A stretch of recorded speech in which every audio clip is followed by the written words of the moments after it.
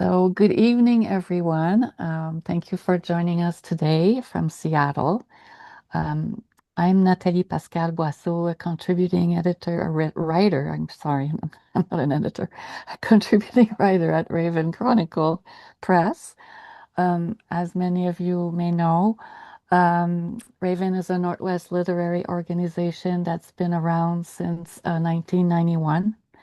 And this year, Raven's podcast series focus is why we do what we do.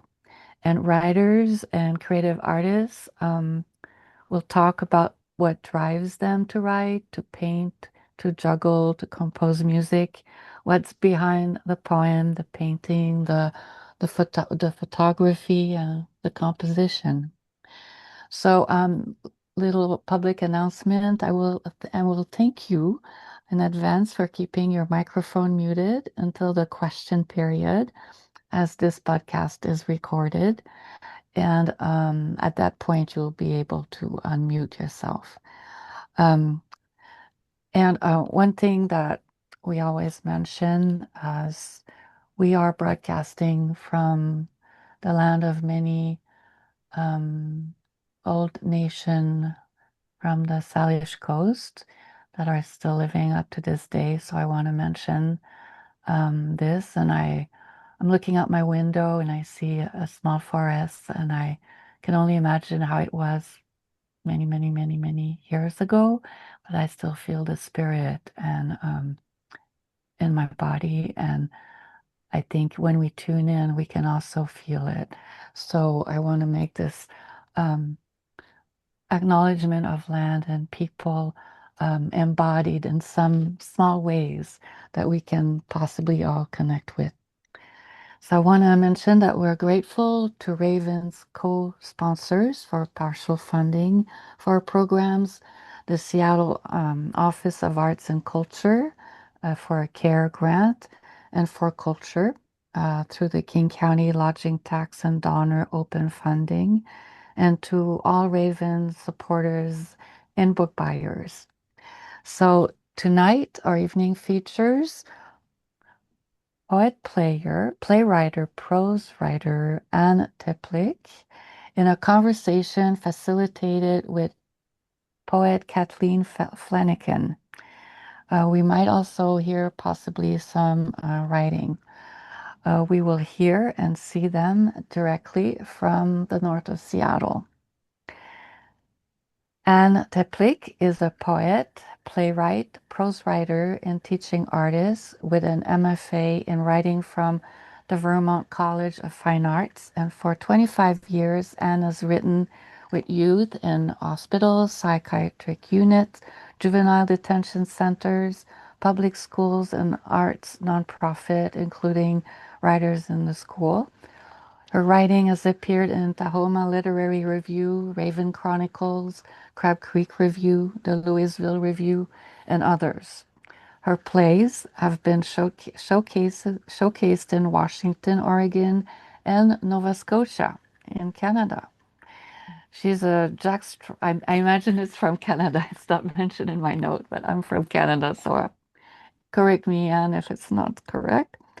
Um, and is a Jack Straw and Edgebrook alumni and has received funding for creative projects from Artist Trust, for Culture, Seattle Office of Arts and Culture, and the Society of Children's Book Writers and Illustrators.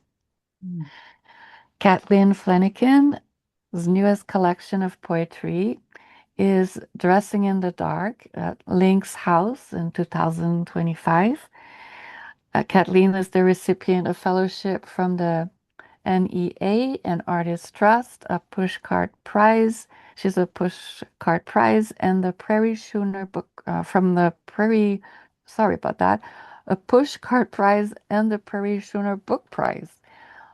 Kathleen's previous books include Post-Romantic at University of Washington Press in 2020, which was a finalist for Washington State Book Award.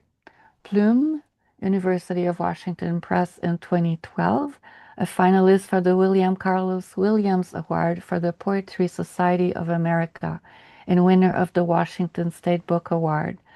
and Famous with University of Nebraska Press in 2006, name of notable book by the American Library Association. Her poems have appeared in Willow Springs Review, Image, and the Poetry Unbound, and Cascadia Field Guide anthologies. Kathleen served as the Washington State Poet Laureate from 2012 to 2014. So please, Kathleen and Anne, we are ready to hear you in conversation. Thank you. Thank you, Natalie. Thank you. Yeah, I'm so excited to be talking to Ann tonight. I think Ann and we met in Writers in the Schools. We were both teachers in the program, and I think when we met, we were both teaching elementary age students. We were. And then you branched off, and then you took on what I consider maybe the most rewarding, but definitely the most difficult teaching work, which was working at Children's Hospital with ill students. And so part of what we're going to talk about tonight is the work that you do as a teacher. But I wanted to start our night out most definitely focusing on your own writing, which is so varied and wonderful and so full of life. And I wanted to begin with the question, where did you start? How did you come to writing?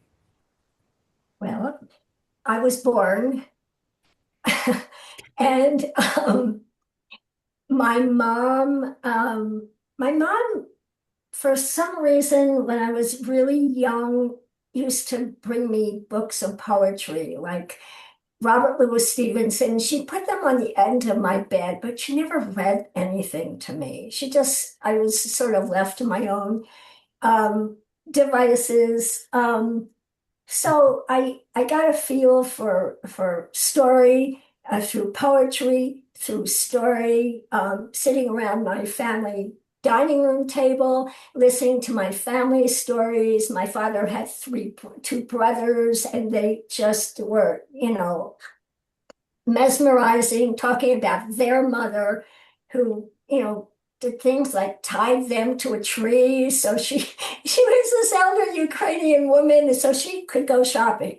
I grew up in a family that liked to joke a lot, healthy jokes, but there were always stories there. And then the stories of my friends and their families, and wondering about characters and who are the characters in a story and who are they really, and who are they when their masks are lowered. My cousin and I used to write plays all the time. We were like 7, 8 years old and just perform them for the family dogs and parents. Maybe if the parents came, but yeah, I love playwriting also. I love telling a story through dialogue. Often I'm most interested in I love description, but I'm often most interested in what's being dredged up. What are people saying to each other? And, especially if they can't get out of the space, like if they're in a moving car. But Mm. yeah, so writing has been my thing. It's been my survival in a good family, but with a complex relationship with a mother. Um, and it's writing has always helped me to figure out, and I'm talking about poetry now, who I am and who am I in the world and what is the world. So it's always been a safe place for me to just try to figure those things out. And I think that might be similar for a lot of people. But yeah, In those early years, and I'm picturing you a very young writer, do you have any teachers that stuck out for you or any teaching experiences that made your writing life, have more direction? um, early years, like how old do you think? Are you talking? Well, I mean, Yeah. it sounds like you were pretty much self-taught at first, Oh, at first, yeah, yeah. but At at some first, point, did yeah. you? I had some great. I had a great high school language arts teacher who Yeah. was into poetry and was into all kinds of literature. and Shakespeare, and we would dissect Macbeth. And I loved that. I just loved going through a script, just Yeah. dissecting it. And what is he trying to say in a language which I was unfamiliar with? So I think it might have begun in high school, excuse me, with my high school teacher. Very, very, yeah, kind and opening doors for all of us. Yeah. I'm fascinated by that idea that your mother showed you books or Yeah, gave you books but didn't read from them. yeah. Yeah. I love my mom.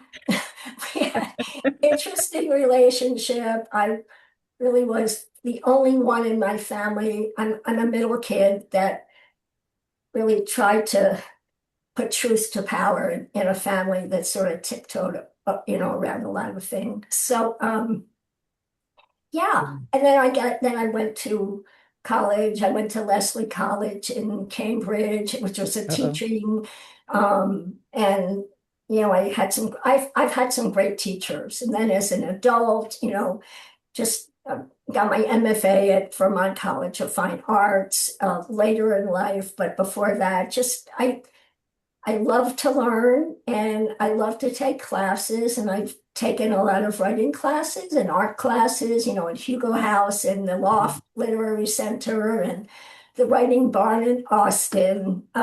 I love to learn. I'm curious and Sure. like the world, all of our teaching artists and writers in the schools, they're all our teachers, some fabulous, smart people. Yeah. Anyway, big umbrella of fabulous people. Yeah.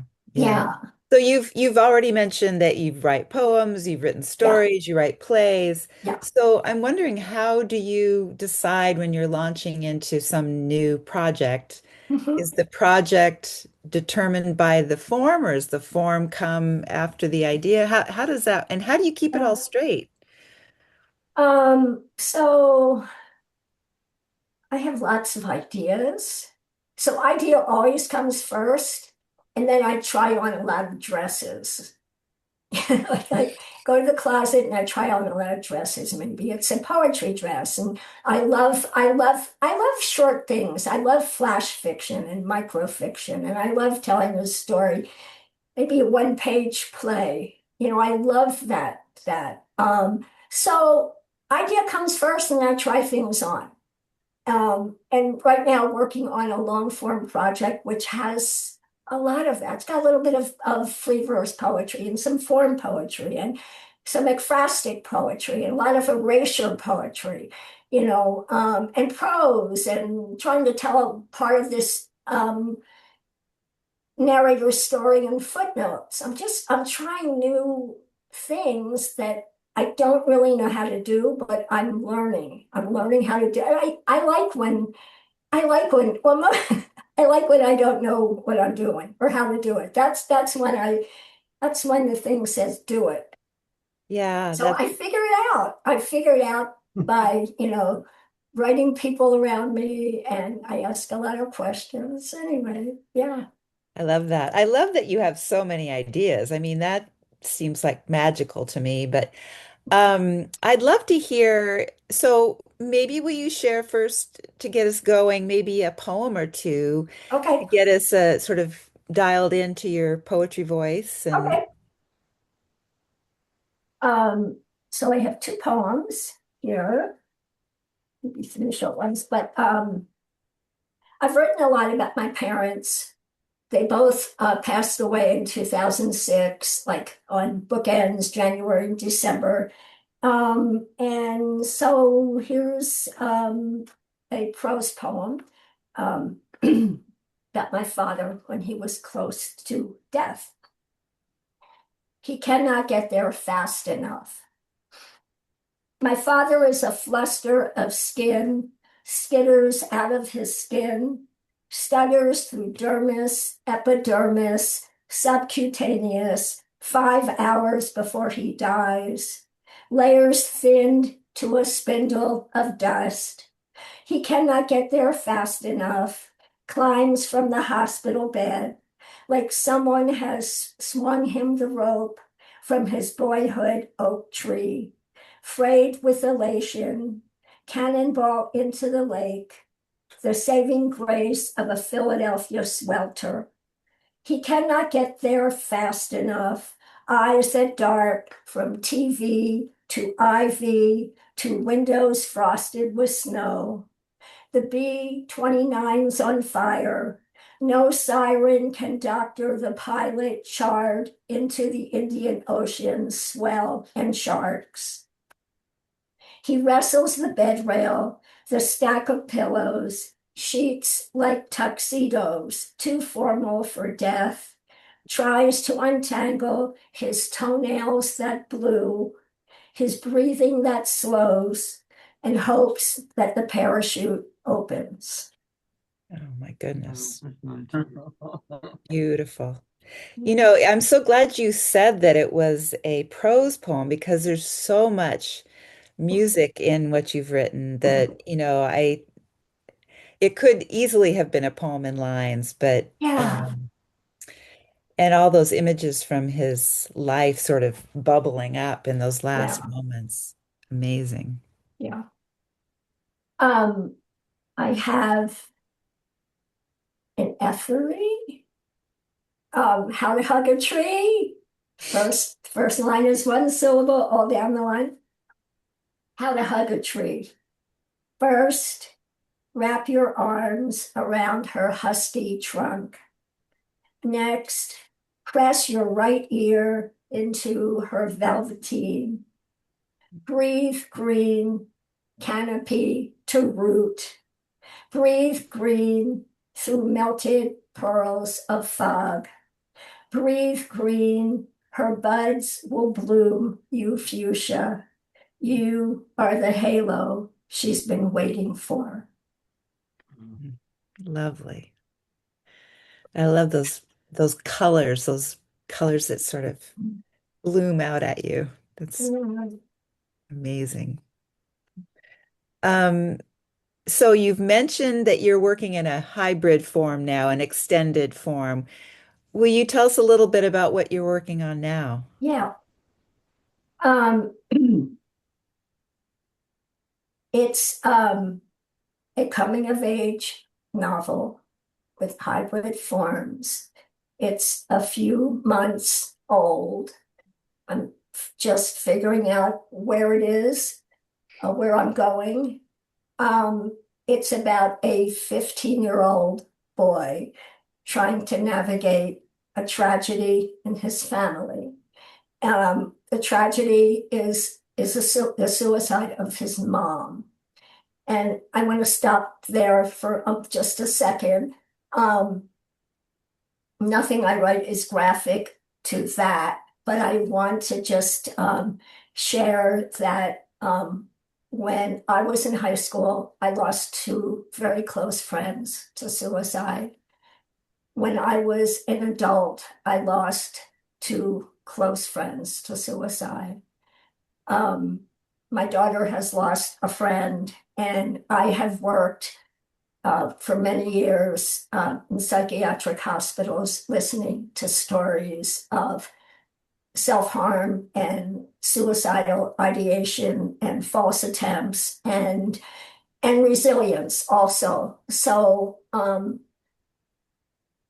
I'm haunted. I'm haunted by it, and this is a story that I hope readers and listeners will feel seen and heard. And if it's not their experience, um, if they know someone else who has been through hard times, to be compassionate. So, anyway, Wow. yeah, That's a very good setup. And yet yeah. I've heard you read from it, and I know that there's humor in this novel There's a too. lot, yeah, yeah. There's a lot of humor. There's wit. The 50-year-old boy, his name was Benny Soto. Um, they have a tragedy in the family. His sister bullies him, and he calls his 17-year-old sister Knuckle. His father has retreated to his spiritual practice. He calls his father Mr. Buddha. And he has a longtime friend, Ellie, who really comforts him. And he wants to kiss her, but she's not interested. So we'll see. But I'm just discovering as I go. Yeah. Yeah. So will you share a little bit from it? Yeah. So Benny's mom was an arborist, a lover of trees, a tree photographer. He loves trees. This first poem, this first piece, I have numbered 1, 2, 3, 4, 5, 6, just little steps. It's called SOS. Step from your window onto the branch with your eyes closed. Step as you call to the crows, shoulder to shoulder on the telephone wire.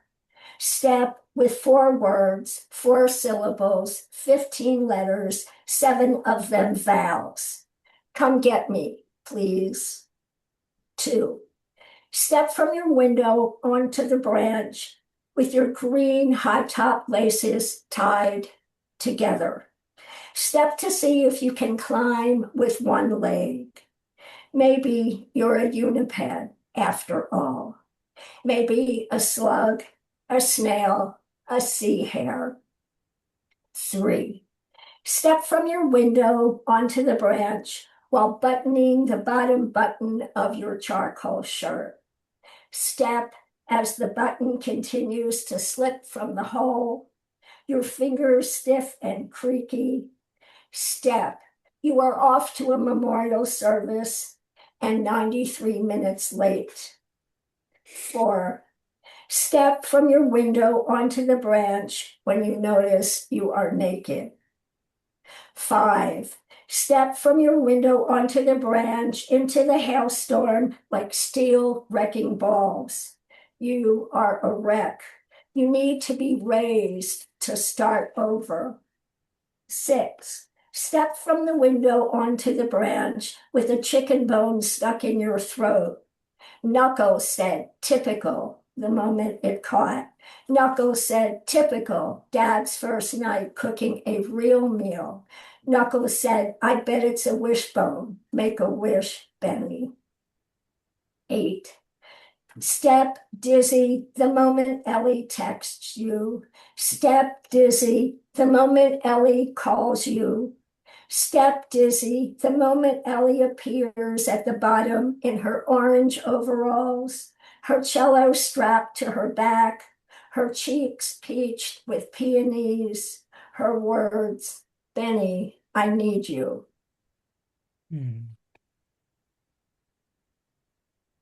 Anyway. Wow. I think this is a good one to follow. And this is written in prose. How to respond to the ER doctor who sews up the back of your head. This is your 3rd fall out of a tree in 4 months since your mother died. Specifically, the Gary oak at your bedroom window, which serves as the emergency route from the house that shouts silence. It's hot in this cubicle with blue-purple curtain on the metal rod that serves as a door where everyone can hear everything you say, mumble, and curse. You scan the posters on the wall, the one about washing your hands. You rub your fingers together. The one about staying hydrated, the dryness in your mouth. The one about signs of a stroke. You remember how one side of your great uncle's face had drooped. You wiped the sweat from the cleft in your chin. The sewn gash will scar and add to the other stars in their ear-to-ear wall of fame around your head. The area has been shaved and lidocained. As the doctor begins his artistry, he asks if you're still taking your meds. He's read the chart. You struggle with focus, forgetfulness, disorganization.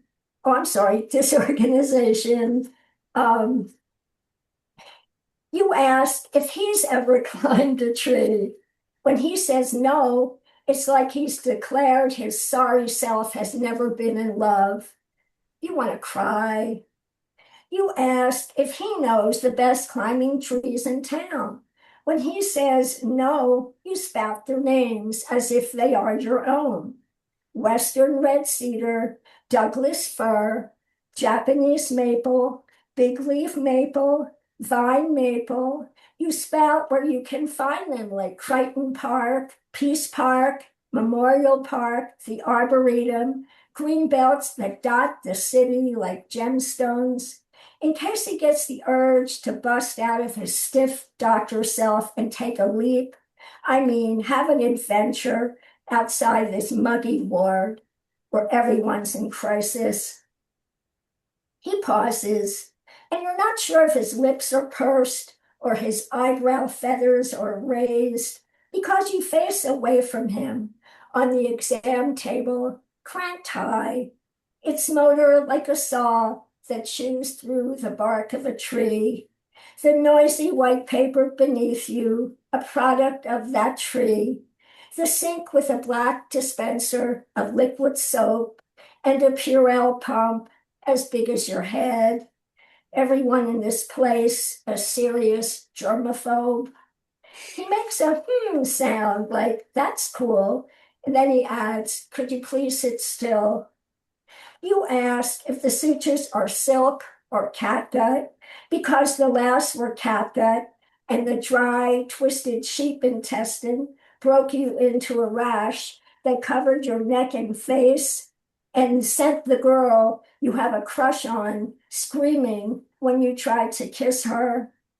It was her idea weeks ago after science class, and the first time your pinkies touched as you walked the hall to the cafeteria's Tuesday mac and cheese. You want to tell him she's not like all the other ninth grade girls who spend their time in cat circles, yakking in fragments, while blowing ginormous bubbles of hubba bubba. You want to tell him she's the best cellist in the state, maybe even the universe, who plays an instrument made of spruce, maple, and ebony. Not only that, she knows the scientific names of every tree and will recite them with the accents in the right places. Go on, ask her. You wait for the sutra answer. When he says catgut, you flap your arms, your plea to have the guts ripped out now, because that girl also has an eye on another someone, and you've got to act fast to get anywhere in high school. Your meds, Ben, have you been taking them? That's another thing. She never calls you Benjamin, which feels like a salute, like all your teachers do. She calls you Benny, and not with a Y, but with an IE. You love that about her, too. She says you are a weeping willow because you cry a lot. She sat with you on the floor of the school bathroom 3 weeks, 4 weeks, 5 after your mom. Well, have you? Each time he asked that med question, his face morphs into a latex screen mask, the kind that's supposed to look like a ghost, but really looks like the rest of us trying to slog through the day. You laugh. He doesn't lose his cool. You bet he's one of those people who meditates. A blue thread hangs from a fish hook in his hand. Okay, silk it is. The meds, you say. They make me feel like a zombie, you know? You've seen Night of the Living Dead. He smiles. A flicker like the chickadees that fly into the Gary Oak. then skitter away. I get it, Benjamin. I do. Once upon a time, I was 15 too. Mm. Nice. Beautiful. So do you imagine is who is your audience for this, or who do you think about audience when you're Yeah, writing? yes, I do. I do think about audience. Um, Writing about a 15-year-old and probably be about that age, could be a little younger than that. Young people often like to read about narrators and protagonists a little older. I do think about it a lot. Yeah. Yeah. I think that these short pieces that you're sort of weaving together, I think that would be very appealing to a young reader as well. Yeah. Yeah, some are very short. There's a lot of haiku. Um, yeah. Nice. So I would like to turn a little bit towards your teaching life Yeah. now. And Yeah. I'm wondering how you got to teaching and how you got to teaching young writers. Mhm. Mhm. Um, I went to a teaching college, Lesley College in Cambridge. Um, I didn't follow through with formal teaching, but I was always in teaching mode in the late 80s or mid 80s, late 80s. I was really involved with the Seattle Midwifery School, and I did some teaching, associated with them. And then I worked in some community health clinics as a prenatal educator, so there was teaching there. Um, I wanted to be a midwife. Um, and then in the early 90s, I started working with powerful schools in the South End. And Tell what that is. pardon? Explain what Powerful Schools Yeah, well, was. this was a few decades ago, and I know their system has changed, but they were worked with the South End elementary schools, Orca, Hawthorne, Whitworth, Beacon Hill International School. It was called Beacon Hill School then. And they bring in writers and artists, visual artists, maybe it's a clay artist, doing some, so you're a contracted, you're a teaching artist contracted with them. And so I love that. And it was all elementary schools. Um, and good people were there, and I'm sure good people. I think the whole system has changed over the years. I think there's still a powerful schools, but I think it's got a different role. And then in the late 90s, I was at Bumbershoot and I met Richard Gold, and I know Arlene knows Richard. And I just, a hot day, a little too crowded for for me to be around. It was very crowded and very hot, and I don't usually um, partake. But I went, and I was, Richard had these tables set up. He had all kinds of chapbooks from young writers he was working with on the street and King County Juvenile Detention, which is now called it's got a different name now. And so I stood there for about an hour and a half, and I read the poems from these young writers and these big voices. And um, I was mesmerized. I remember at that moment, I thought, I want to do that. I Mhm. want to do that in addition, or I want to do that. I want to learn how to listen, and I want to be a witness, and I want to, help um, get a story down in a poem. So I kind of followed Richard a little bit for a few years, and he was holding everything by himself. And then he had a training at King County Juvenile Detention, um, which is now called the Patricia H. Clark. Is that right, Arlene? I think Patricia H. Clark Family Center. I can Uh, never remember the initials.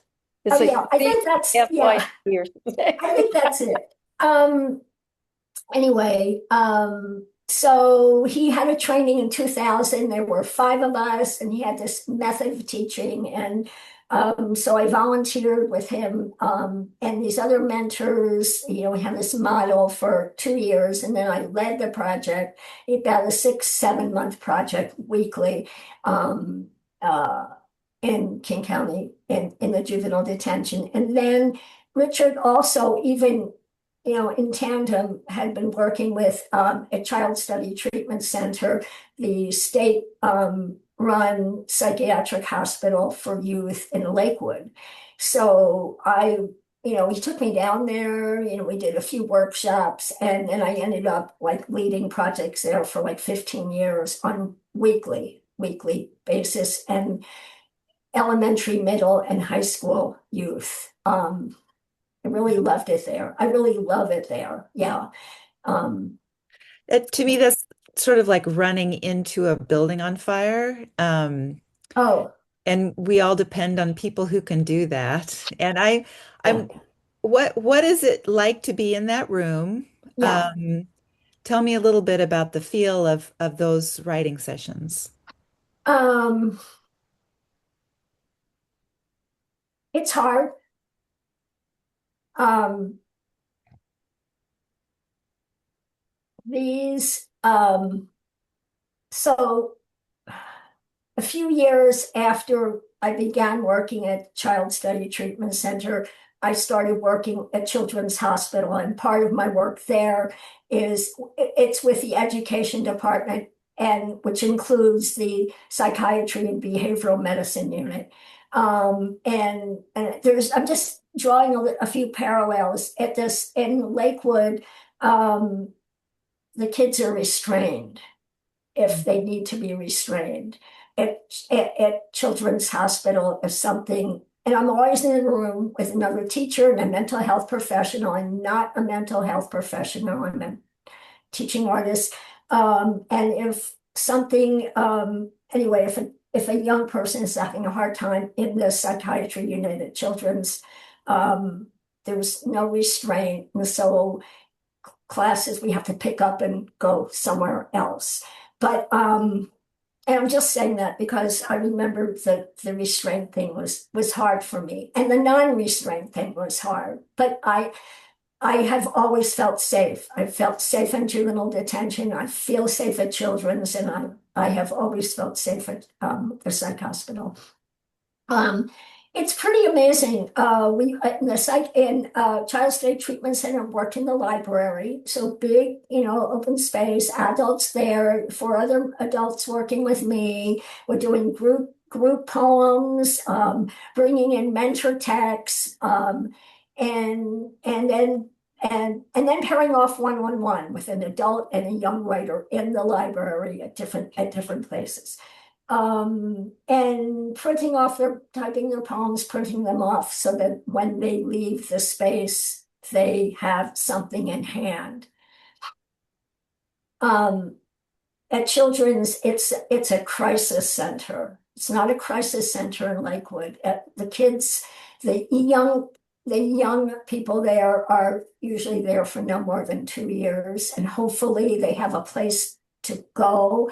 At Children's, it's a crisis center, and they like to get the young people hooked up with social services within 10, 12 days. It doesn't always happen. I've worked with young people with eating disorders who might be there for months, a few months. But so they're different.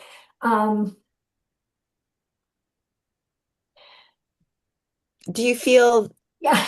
do they kind of, do they build a bridge with you? You build a bridge with them. Do they Yes. meet you halfway? Do you Yes. feel, Yes. yeah. Yes. They do meet me halfway. They meet all of us halfway, because uh, um, I am there to learn from. I don't see myself as there to teach a thing. I'm there to share some of the things I know, but I really want to learn from, and I do learn from these young writers. Um, Some, don't want to write, and we figure that out, and we meet the young writers wherever they are. And I think a big deal is myself and the other mentors I work with, we show our humanity. We show our vulnerability. We are vulnerable, in fact, excuse me, with these young people. Um, Yeah. it's for me, it takes a lot of improv work. That's not working. Okay, I'm going to try this. That's not working either. And then I'm going to try that. And I feel I like that. I like that. I like coming in, knowing what we're going to be doing. It's kind of like my own writing. I like knowing a little bit, but I love not knowing, and figuring it out and seeing what I can do. Yeah, yeah. So anyway, they were both wonderful places to be. And the hard part is when I would be at Children's and someone from Child Study Treatment Center would move up to Children's. That was the hard part. But if I worked with someone at Children's and they were moving down to Child Study Treatment Center, the long-term care facility, I met and know a lot of people, plus recreational therapists that work there. I always felt better about that. When there's always, there are many times there are repeat young people you've worked with in the psych hospital that find themselves back at Children's. So it's like more relaxed and a long-term versus crisis. So Yeah. that No, was always hard for me. Yeah. we're going to try to share a screen, I think. So you have some of the work that you've done at Children's Yeah, with partnering with Partners in I Print. You've do. made these beautiful broadsides. We were Yeah. going to try to share a screen and see if you can show some of that And work. I'm just going to call out my friend Bonnie Thompson Norman, who's there, Hi, and she is Bonnie. a master. Um, where are you, Bonnie? There you are, Bonnie. She's a wonderful A broadside master printer. letterpress artist, bookmaker, decades, heads up the Partners in Print. Hi, Bonnie. I'm glad you're here. Well, I'm going to share the screen, and this is our 16th year at Children's. I'm there with writer Sierra Nelson. Sierra works with, she's been there for 16 years, and this is my 15th year. She works with palliative care youth, and I work with the education department, but we cross paths, so I'm doing group schools and the classroom and the psychiatric unit, and she's mostly doing one-on-one, going into the hospital rooms, and sometimes we work with the same people.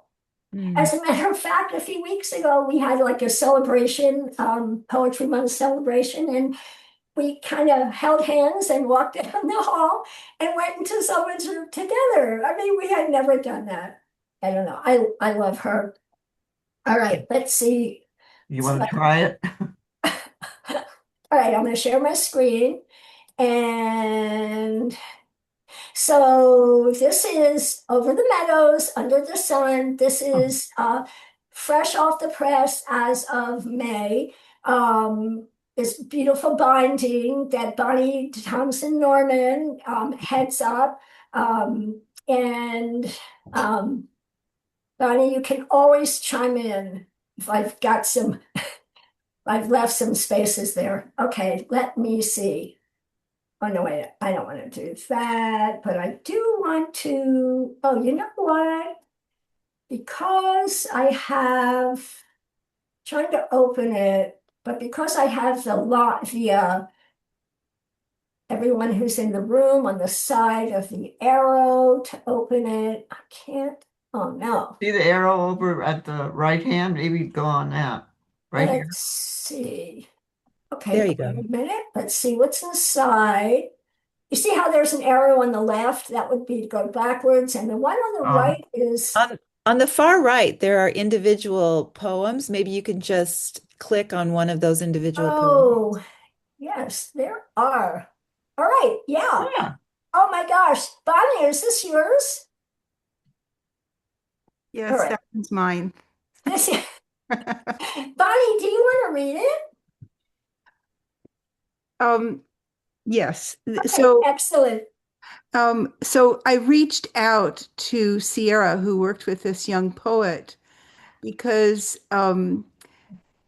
the down the letters on the first letters of each line spell the word flowers, and so I questioned her whether um, the title should be Garden of Blooms, plural instead of singular, but Sierra said, no, no, the poet meant that. And in any case, we couldn't ask her anymore.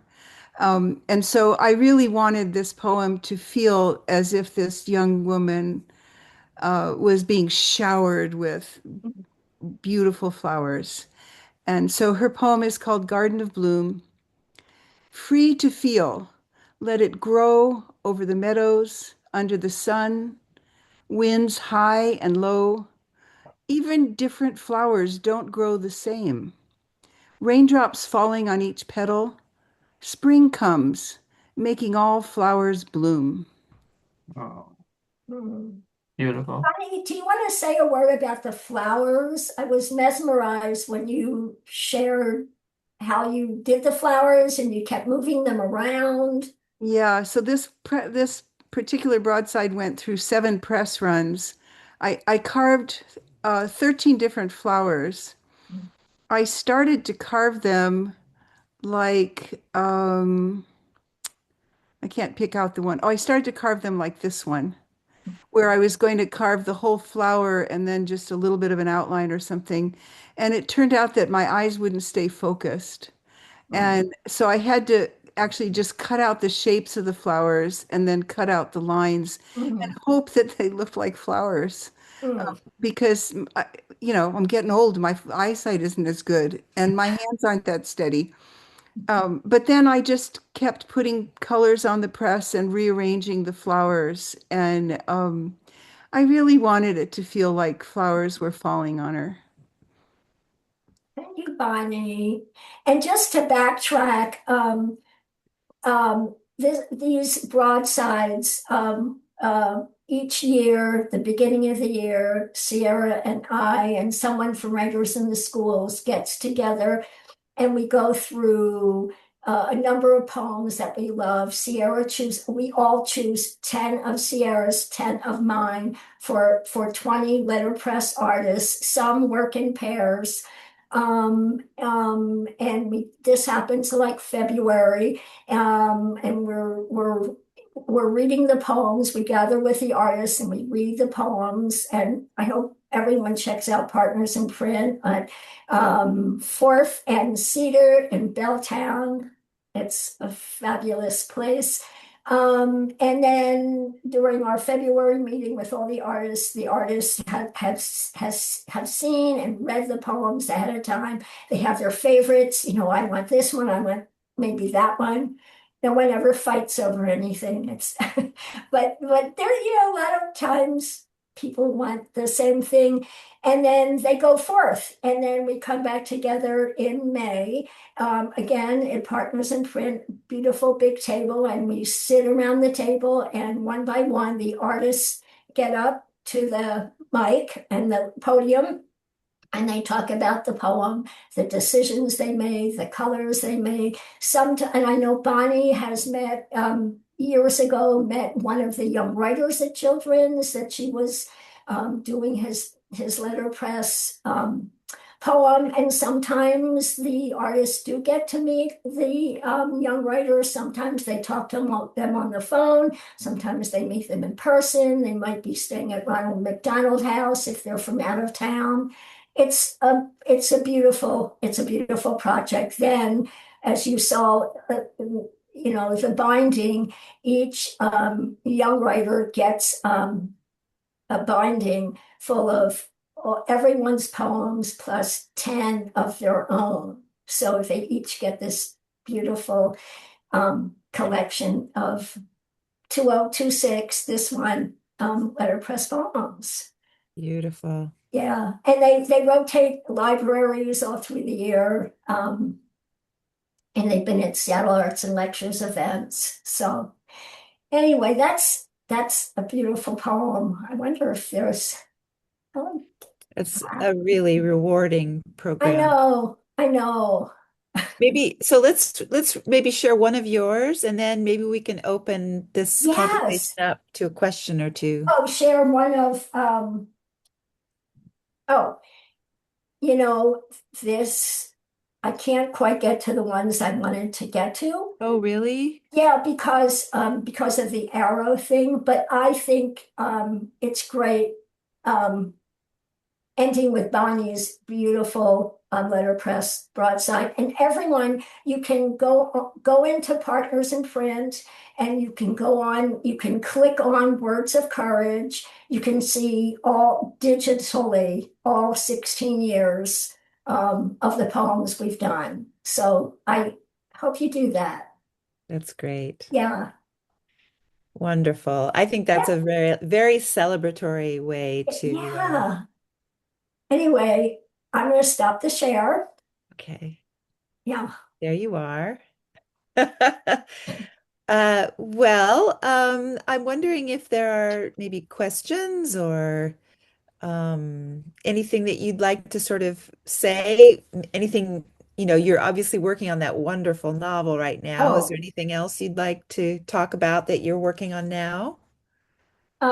well, working on that and beginning to work on a collection of prose poems about working in psychiatric hospitals and hospitals. So, yeah, Oh my gosh, yeah. that's I'm not a very good multitasker. But so I'm usually into one thing, but when there's a long form, it's such a delight to work with some short pieces. yes, yes. Anyway, Have there been any of your like you did an MFA? I know you've been to Hedgebrook. Have there been any acknowledgments or retreats or anything of that sort that you have felt in the past that have really jump-started you or yeah. um Um, you know, it's always been the idea has jump-started me, and then going yeah, on a retreat, whether my own, my DIY or other places, helps me to focus and dive deep into it. And I mean, so thankful to have the opportunities I've had. And you have a wonderful sense of like exploration about you, that I just do feel when I'm in your presence, there's so many ideas sort of bubbling up out of yeah, you, and that's really inspiring. It's very nice to be around you when you're in writer and teacher mode.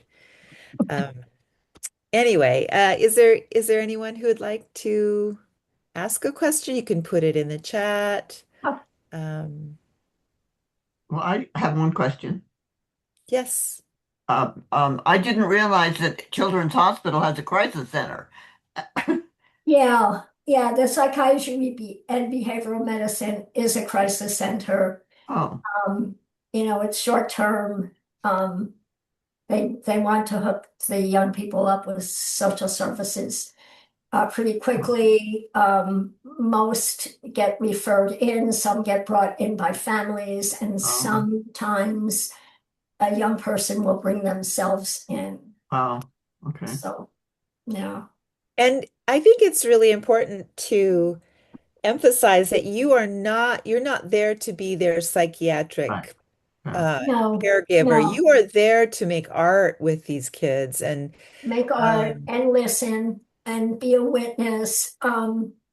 The stories are really hard, but I focus on the deep listening. I let myself feel sad. And I know I can't fix anything or anyone, but I can be there in the moment mindfully. And I cry a lot in the car when when I go home. But I love the work. I've never felt overloaded or burnt out. I just hope for all good things for people who are experiencing challenges, all of us. Well, I thank you on behalf of our community for doing the work Well, you do. It's really unusual what you're able to achieve, and we're lucky to have you. thank you, Kathleen. Yeah. This has been wonderful chatting with you. Let's see. I don't see any questions in the chat, but Everyone is welcome. yes. Comment, guest questions. I think we're touched. Personally, I feel this way. Yeah, Anne, you've opened the door to a world, and I'm definitely. resting in that space personally. So thank you. Well, I'll just say from personal experience, Anne has a very, very big heart. And where when she brings poems from the young people that she's worked with, we are all touched and all moved. And it's a privilege to be part of the Children's Hospital Project, for sure. We love it. All of the people who participate in it love doing it. It's quite special. I mean, it's an amazing community of big-hearted people. Yeah. Hmm. Can I end with although can I end with a funny poem? Yeah. You know, I know Bonnie knows this. So I wanted to, although I couldn't find the arrow, right? But the evil scientist and the superhero, and this is an 8-year-old I worked with a lot, and this year, and I work with him one-on-one in his room, and sometimes in the classroom, and he's like, you get close to his energy field and you got to put your seatbelt on, right? Because the rocket is about to launch, right? So he read this at town hall. I think they want him to read it at the Wits luncheon in October. Anyway, it's called The Evil Scientist and the Superhero. And I come in with mentor text in the classroom and one-on-one, but there are many times you come in and the young writer knows what they want to do. Evil Bob, the evil scientist, has hair like curly fries from Jack in the Box. One hand is stronger than the other. He wears an evil lab coat, as black as a TV screen when it's been turned off.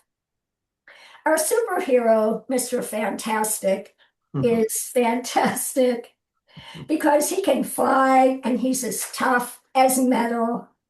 He has a capital A on the front of his suit, which stands for Astronomic Headquarters, where he works as a superhero fighting crime. Mr. Fantastic has an infinite supply of Super Pop, a protein drink that gives you enough energy to eat a cake. He's been a superhero since he was born. And he was born on the planet Supermania, where superheroes land. If you punched his arms, your wrist would break and the bone would stick out of your skin. Just by looking at him, you become the happiest person on earth. That's so good. Oh my gosh. Love it. Anyway, I thought that'd be a great place to wrap. Yeah, it's wonderful. Wonderful. Thank you everyone for being here, and thank you, Yes. Kathleen, Oh, thank you, having a Ann. conversation with me. I've really enjoyed it. And thank you, Me Phoebe, too. for inviting me, Thank and you. Nina for talking to Phoebe. Anyway, I'm really grateful. Thanks, Yeah. everybody. Well, I want to thank Kathleen and Ann, very much. You're a wonderful team. You've transported us in very tender territories of youth and poetry, vulnerability, and resilience. So thank you. And I don't want to be the only one thanking, but I want to make sure also to thank Phoebe with your many roles of editor and now podcaster. Um, and probably this recording, we will be able to listen to it again or to see it again on your from the website of Yeah, the it's on our Raven. it's on our YouTube Oh, the station YouTube channel. channel. Yeah. Okay. Thank you, everybody. And I want to thank you, our audience and community, because without you, this experience would have not been coming to fruition this way. So thank you. Thanks, everybody. Have a Thank wonderful you. evening. You. Bye. Bye, everybody. Bye. Love you all. Bye.